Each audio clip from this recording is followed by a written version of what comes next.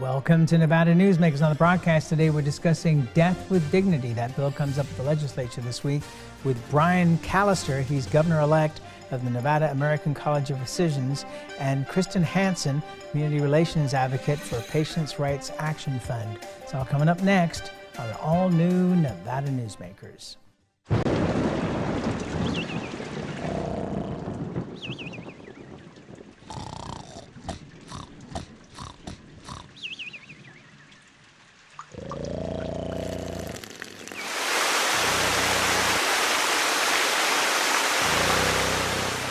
From your house to the White House, the folks at D&D Roofing can get it fixed with their eyes closed. Nearly 200,000 Nevadans work in retail businesses, supporting families and the community.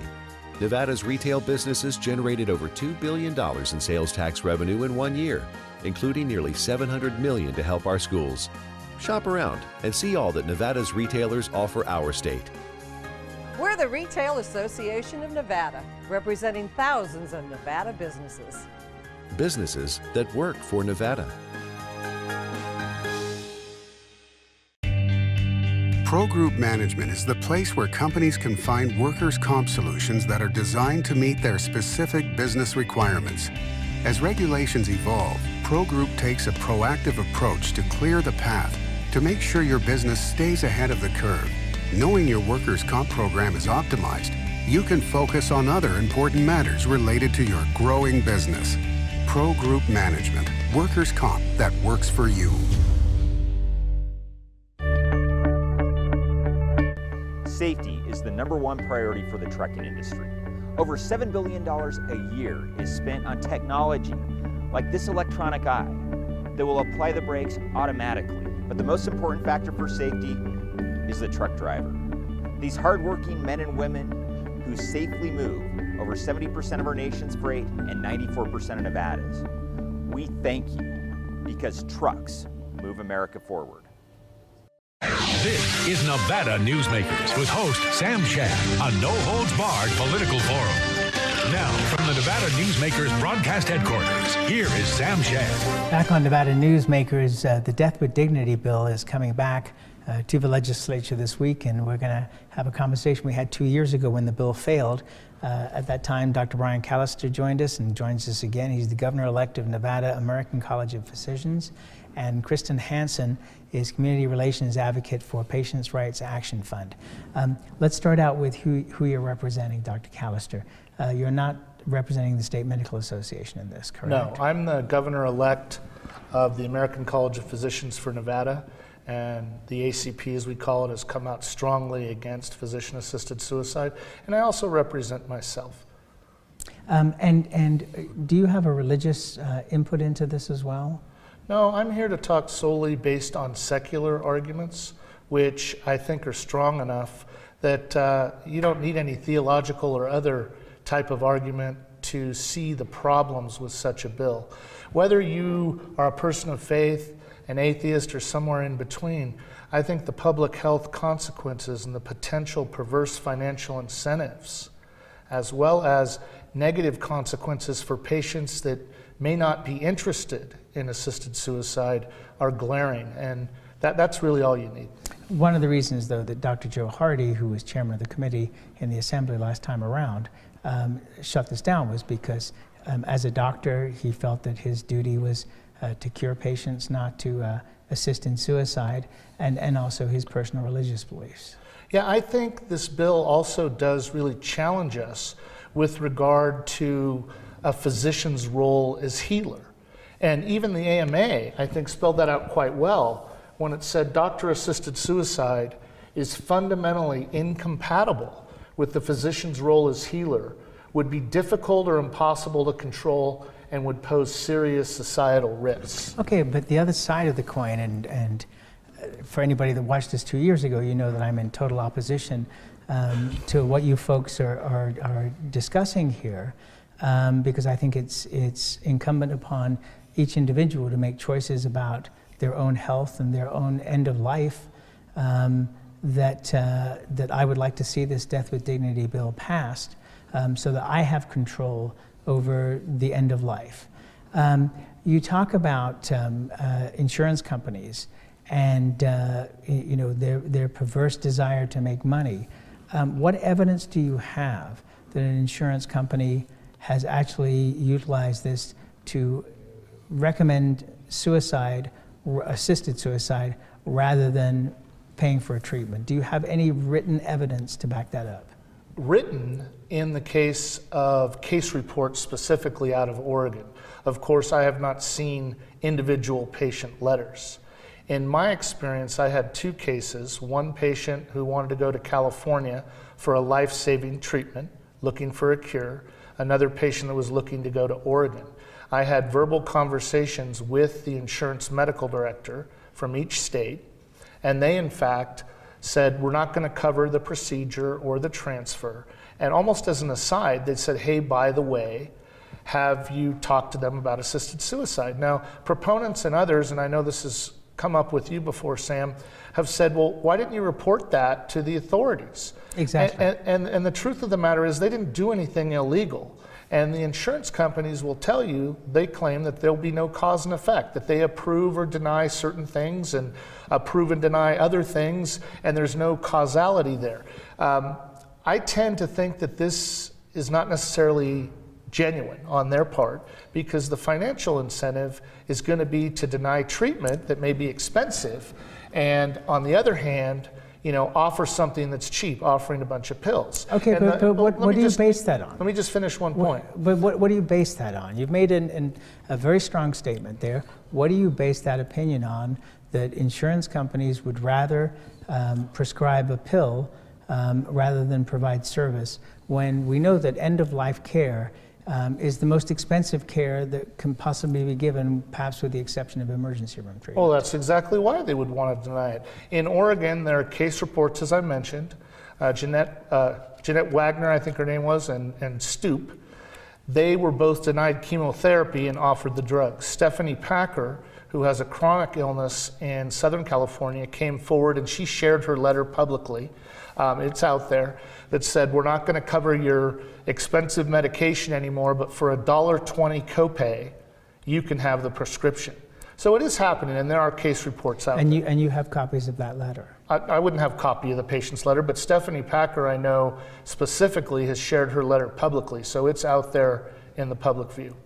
As I've said before in this program, I am somebody that has a personal interest in this, from the sense that if I am given a terminal illness notification from a doctor, I would like to have control over my end.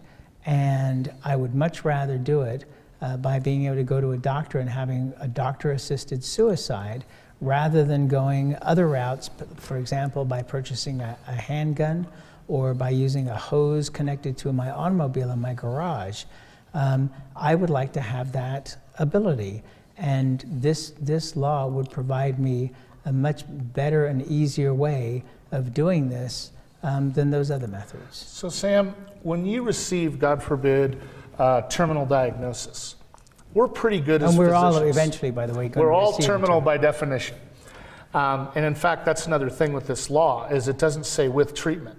So you can have a chronic illness like diabetes, decide to stop your insulin, and you'd fit the letter of this law and be able to request the pills.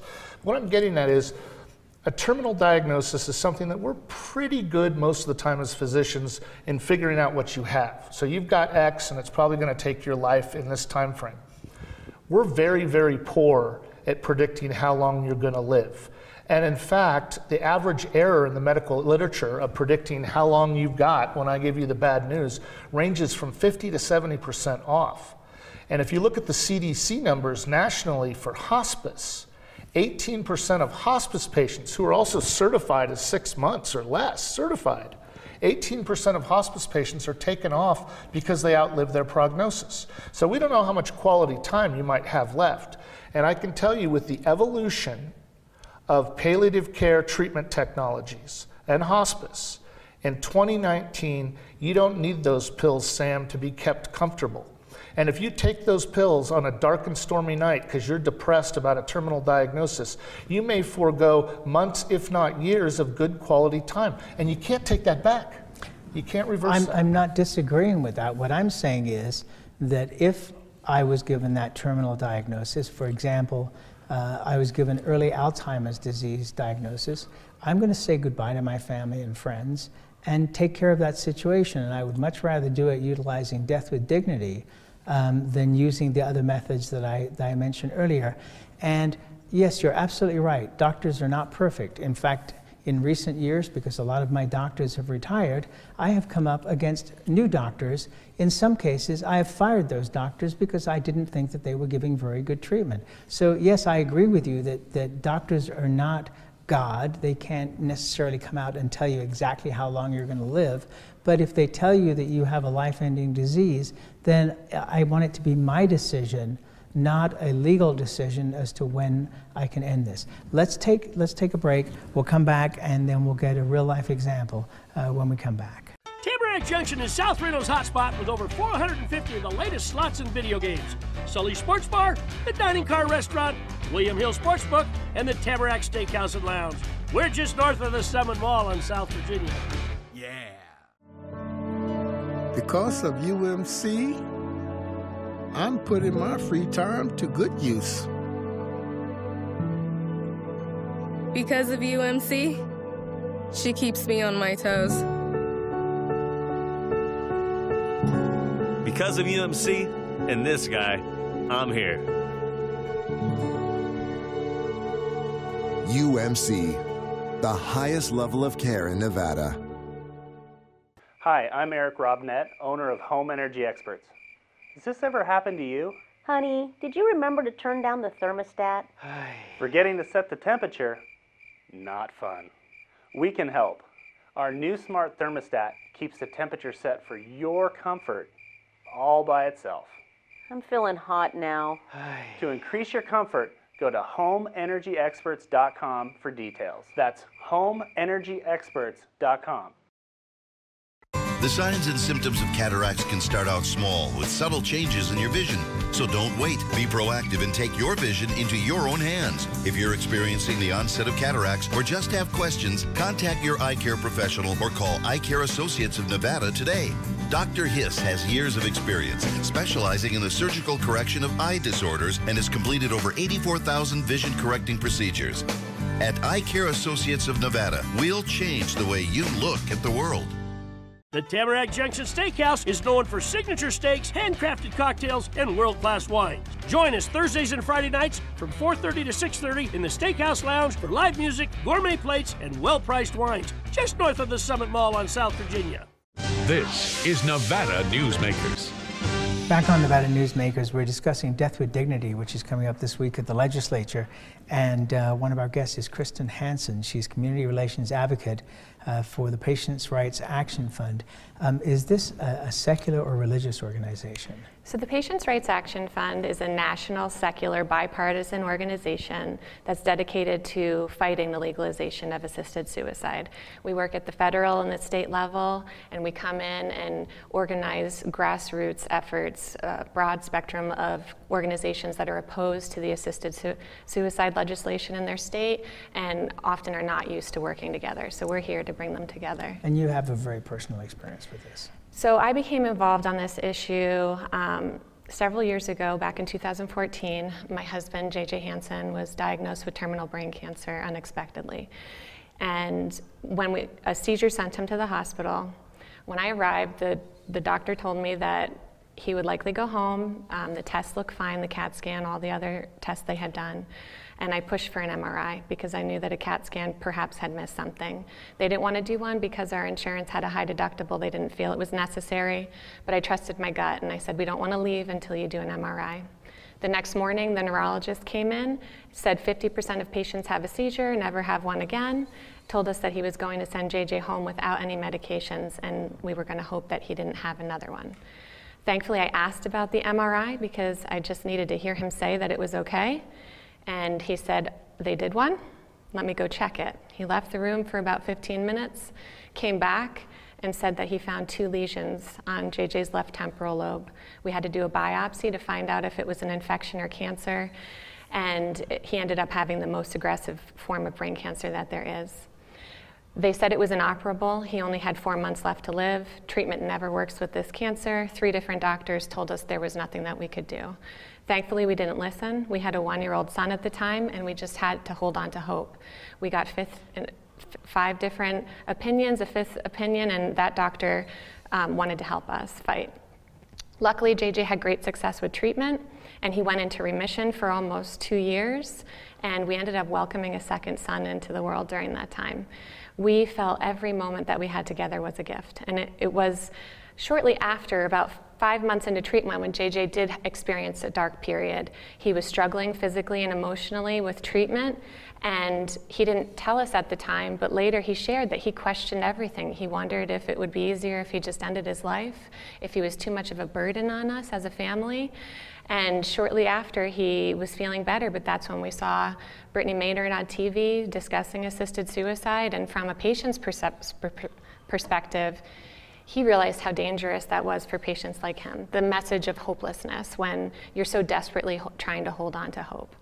And so that was why we became involved. He felt that even though he knew his time was limited, he needed to share that doctors make mistakes and that these laws don't safeguard against patients who can experience depression at any point following their diagnosis, not just when they're requesting the medication. If JJ had those pills on his nightstand during those difficult weeks, he said he doesn't know that he wouldn't have taken them. And you can't undo that. You can't unmake that choice. This is very dangerous for patients. And then the last piece is the health insurance piece, as Dr. Callister mentioned. It's so scary to me as a caregiver that we were dependent on our health insurance to cover the care and treatment that JJ needed. And yes, it was expensive. And there are financial incentives for insurance companies to now deny treatment when you legitimize death as a medical treatment. And what examples do you have of that legitimization? So if you look at Oregon, the state where this has been legalized the longest, we have the case of Barbara Wagner and Randy Stroop. There are videos on the internet that you can find where they show the letters from the Oregon Health Plan. This was 20 years ago, so we have video evidence of the letters. I don't have them physically. But they shared the letters from the Oregon Health Plan where their doctor was requesting chemotherapy in both of their cases, and they were denied coverage for that care and offered assisted suicide instead. And do you know if there were objections from the doctors to the insurance company and publicity of that? Yes, so the patients went to the media and there was a public backlash from this happening. So the insurance companies stopped sending those letters.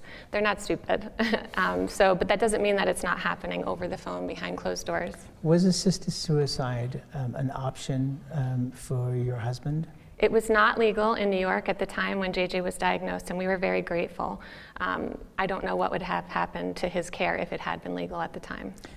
Are you comfortable that your husband could make decisions about himself, his health, his care? I had to be his advocate, and that's what we saw that was very dangerous. If you don't have caring family and friends, supportive advocates with you, you can receive very different care if you don't have that with you. And so that was one of the other reasons why we saw how this is dangerous for patients. If they don't have a strong advocate with them, you can receive very different care and not the best care like he did. But in the end, it was your husband's decision, along with your decision, for him to seek further treatment, correct? Yes, JJ wanted to live, and so he was thankful that his insurance company covered the care that he had, but he saw that if you look at Oregon, again, this example, that there's supposed safeguards that patients who are depressed should not receive the medication, but less than 4% of patients are ever referred out for psychological evaluation, and practically none of them are ever denied. 0 have been denied the medication. So he saw that reasons. We don't know how many patients are actually depressed in the moments when they're taking these lethal medications. An independent study in 2006 published in the British Medical Journal found that 25% of patients requesting assisted suicide were clinically depressed. And in actuality, many of them were able to still receive the pills. Okay, so that's why it's dangerous for patients like JJ. Okay, but my bottom line here is that it was your family's choice for him to continue to seek medication beyond what the doctors at the time were recommending. It was your choice. And what I'm saying is that... And if he had chosen and said to you, you know, I don't want to keep going, would you have supported him in that? If he had gone through the steps that this law is saying, and forgive me, I mean, this is a horrible topic to discuss with somebody who's been through this. It's easier to talk to Dr. Callister because it's more of an intellectual discussion. You were personally involved. But I have to ask the question, if your husband had said to you, enough, I want to stop this, would you have supported him in that effort if you were convinced by the steps that are in this law, the 2 medical visits, that it was okay for him to let go? And what I'm here to tell you is that, yes, I walked the entire journey with JJ, from diagnosis to his final breaths. And I was with him, supporting him every step of the way. And at the end, when we knew that the treatment was not working and there was absolutely no chance it was only going to remove some of the quality of life that he wanted, he decided to forego treatment and let his disease take its natural course. And that is perfectly legal in every state in the United States. But what you look at Oregon, the state where this has been legalized the longest, again, pain and suffering never makes it into the top 5 reasons why patients choose assisted suicide. It's fear of being a burden, loss of autonomy, inability to do the things that you enjoy. Thankfully, we were able to address those things for JJ because he had a loving, caring community around him, but not every patient has that. And that's why these laws are ripe for mistakes, coercion, and abuse. But the bottom line is that people like myself want to be able to have the ability to make that decision ourselves. I'm sorry for your loss, and I appreciate the fight you put up. We're going to take a break. Dimitri Prine here for Design Outdoor. Are you a homeowner who's interested in remodeling or building a home? At Design Outdoor, we can show you how adding natural or manufactured masonry stone can add beauty and value to your home. And we refer only the best contractors. Our store and backyard are located at 11600 South Virginia, just north of DeMonte Ranch Parkway. Visit designoutdoor.com or call us at 851-9499. One of the most psychologically damaging things parents can do to children in divorce is disparage one another, which is why I can't believe I even have to make this commercial. Half of your kids' genetics come from this person you're spewing hate about. Your children have the right to love you both, but more than that, they deserve to love themselves. Marilyn York might be a men's rights divorce attorney, but this is for every selfish parent. Shut up.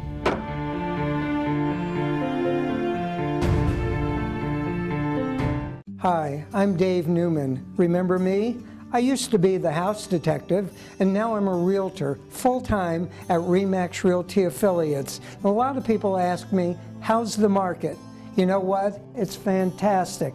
If you're even kicking around the idea of buying or selling, give me a call. Let's talk about it. Call me at RE/MAX Realty Affiliates and just ask for the guy who used to be the house detective, Dave Newman. This is Nevada Newsmakers.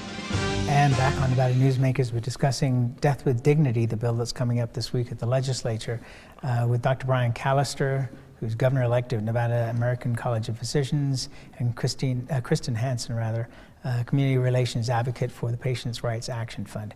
So it seems to me that with this bill, the legal concerns you have, or even ethical, moral concerns that you have, can be written into this law. Why are you not proposing those so that insurance companies, because we have an insurance commissioner, we have insurance companies that are regulated by the state, that the concerns that you have cannot be regulated by the state, so that people who wish to use death with dignity as against taking matters into their own hands by other means cannot avail themselves of this? Well, a couple of reasons, Sam.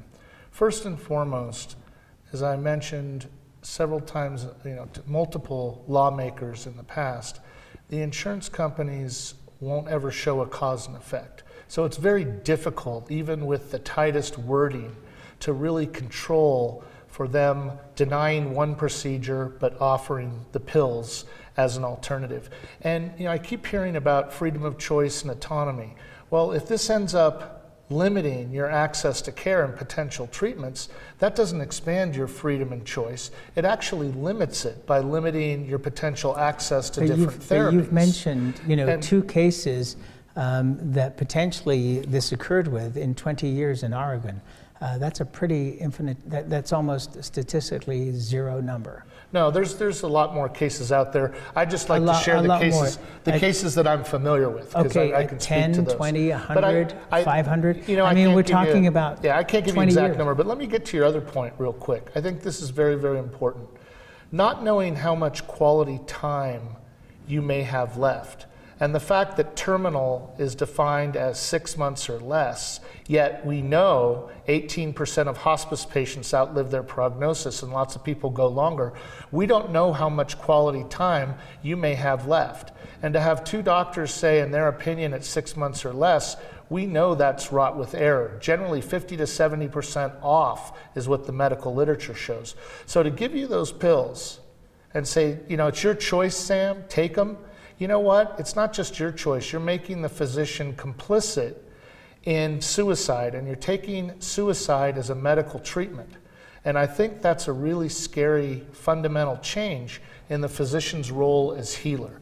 We have the ability to care for we're almost out of your time, so I've got a final comment, which is that as a healthy individual, at this point in time, I would be thrilled to be able to go to a pharmacy, legitimately buy the Death with Dignity pills, that just in case something were to occur to me down the road, that I would have those on standby to be able to take to control my destiny.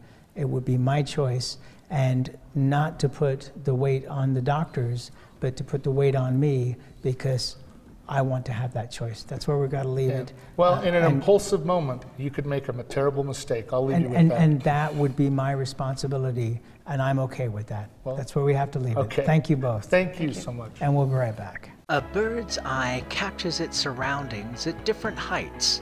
At Brian Culpa Photography, we can make your imagination soar over buildings, parks, cityscapes, and beyond.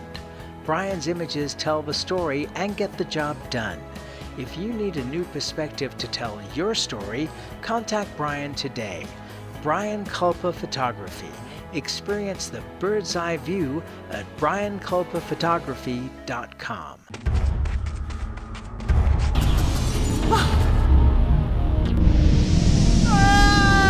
Hey, Dad? What are you learning? This place is great.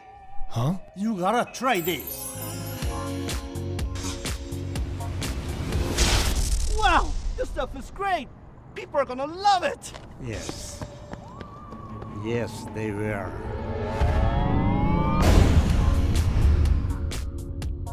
St. Ives Florist, for every holiday and every special occasion. For romance. Custom home design.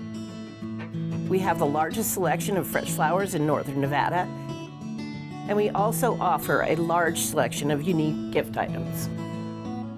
Come see me, Lorianne, at St. Ives Florist, 700 South Wells Avenue, or call me at 333-9190. Subscribe to our YouTube channel or you'll never miss another episode of Nevada Newsmakers. We'll see you on the next broadcast.